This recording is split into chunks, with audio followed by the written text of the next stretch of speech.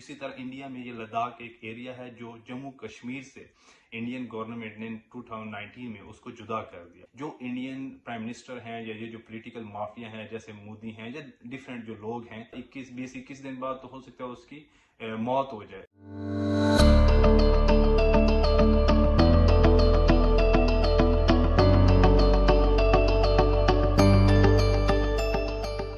अस्सलाम वालेकुम दोस्तों, आज का जो अहम तरीन टॉपिक है वो है इंडियन दोस्तों के लिए, इंडियन जवानों के लिए, और इसमें पाकिस्तानी जवानों के लिए भी एक पैगाम होगा,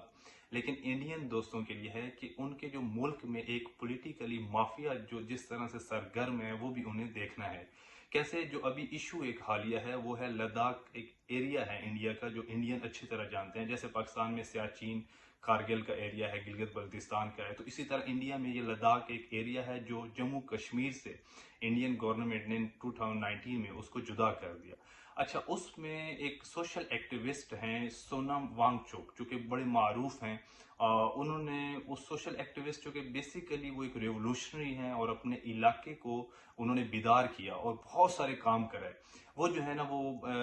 भूख हड़ताल पे चले गए हैं, यानी इंडेफिनिट फास्ट पे चले गए हैं। लेकिन उनकी ये वजह क्या बनी, वो मजबूर हुए इस चीज़ पे क्योंकि इंडियन गवर्नमेंट से उन्होंने चंद एक 4 से 5 बड़े अहम तरीन बेसिक जो उनके चीज़ें हैं, शराइत हैं, कंडीशन है, वो चाहते हैं मनवाएं, लेकिन कोई एक भी पूरी नहीं हो रही। उसमें बेसिकली तो वहाँ की बेरोजगारी है, वहाँ की कुछ चीज़ें हैं, वहाँ के लोगों की इंडियन असम्बली है, नेशनल असम्बली, उसके अंदर उनकी नुमाइंदगी है एटलीस्ट 2 बंदों की, और इस तरह के डिफरेंट मुतालबात हैं। और वहाँ की जो ज़मीन है, वहाँ की जो ज़राए हैं, वहाँ की जो मिनरल्स हैं, चीज़ें हैं, उस पर उन्हीं के लोगों का हक, ये उनका मेन है। ना ये कि जो इंडियन प्राइम मिनिस्टर हैं या ये जो पॉलिटिकल माफिया हैं जैसे मोदी हैं या डिफरेंट जो लोग हैं, ना कि ये कि वो उस जगह पे अपना ज़ाती ट्रस्ट के लिए इस्तेमाल करें और वहाँ पे इंडस्ट्रीज कायम करें और वहाँ के लोगों को भूलकर वहाँ के चीज़ों को लूटें। तो जैसे पाकिस्तान में भी जैसे बलूचिस्तान में और मसाइल हैं, इसी तरह अब वहाँ पे ये इशू एक बड़े ख़तरनाक हद तक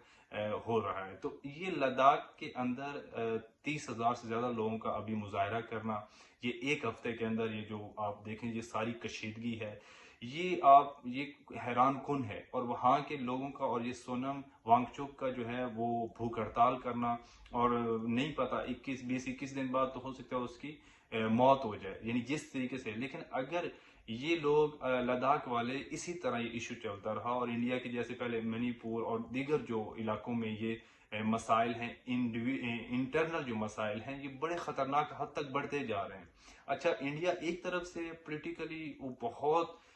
स्ट्रॉन्ग होता जा रहा है, एक तरफ से उसकी इकोनॉमी जो है वो बहुत स्ट्रॉन्ग है, यानी वर्ल्ड की टॉप 10 इकोनॉमीज में आ रहा है। लेकिन एक तरफ इंडिया के अंदर ये जो ट्राइबल जो एरियाज हैं या वो एरियाज जो पसमानदा हैं, यानी यहाँ पर जो कशीदगी है वो भी बड़े अरूज पे है। तो बहरहाल अगर इंडियन दोस्त इसको भी नज़र में रखें और अपने मुल्क के अंदर अपनी जो उनकी सियासी पॉलिटिकली जो अवेयरनेस है उसको बढ़ाएं, तो वो देखें कि किस तरह एक पॉलिटिकली माफिया इंडिया के अंदर बहुत सारे इलाकों को मसलन नारे स्लोगन दे के वहाँ पे इलेक्शन जीतता है, अपने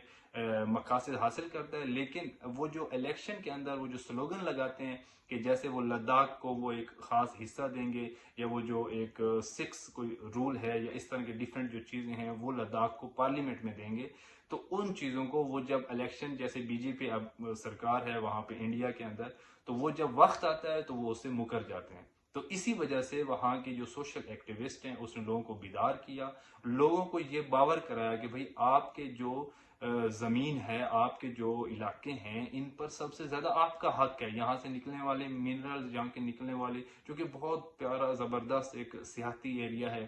तो इस वहाँ के लोग बहुत साफ दिल हैं, बहुत अच्छे हैं। तो दुनिया में बहुत से लोग वहाँ पे जाते हैं, अगर आप यूट्यूब पे सर्च करें लद्दाख को तो बहुत बेस्ट एरिया है। तो लेकिन इस सोनम ने ऐसा किया बेदार कि अब लोग जो हैं वो भड़क उठे हैं, लोगों को पता चल गया और एक बेदारी आ गया लद्दाख में। तो इस वजह से मैं ये समझता हूँ कि जब तक किसी भी दुनिया के मुल्क के अंदर पसमानदा और ट्राइबल और दूर जो इलाके हैं उन लोगों को जब तक हक नहीं दिया जाएगा, उन लोगों को जो महरूमियत ख़त्म नहीं की जाएगी, उस वक्त तक उस मुल्क में अमन नहीं हो सकता। जैसे पाकिस्तान के अंदर भी बलूचिस्तान के अंदर ये मसाइल हैं, हमारे गिलगित बल्तिस्तान में मसाइल हैं और डिफरेंट इलाकों में। तो मेरे नज़र में हुकूमतों को ये चाहिए کہ وہ सबसे पहले अपने मुल्क के जो दूर दराज इलाके, जो पसमानदा इलाके हैं, जो ट्राइबल एरियाज़ हैं, जब वो लोग जो बेचारे अकलियतों में हैं, अगर उनकी हकूक़ का तहफ़्फ़ुज़ कोई मुल्क नहीं कर सकता, उस मुल्क की गवर्नमेंट नहीं कर सकती, तो उस वक्त तक उस मुल्क की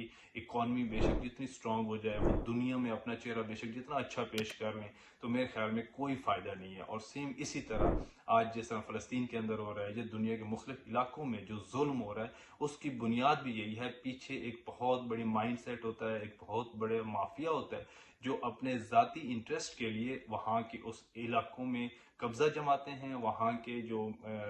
मिनरल्स होते हैं, वहाँ के जो ज़राए होते हैं, सोर्सेज होते हैं, उन पे कब्ज़ा करते हैं और वहाँ के लोगों को महरूम रखते हैं, जिसकी वजह से ये मसाइल पैदा होते हैं। अस्सलाम वालेकुम।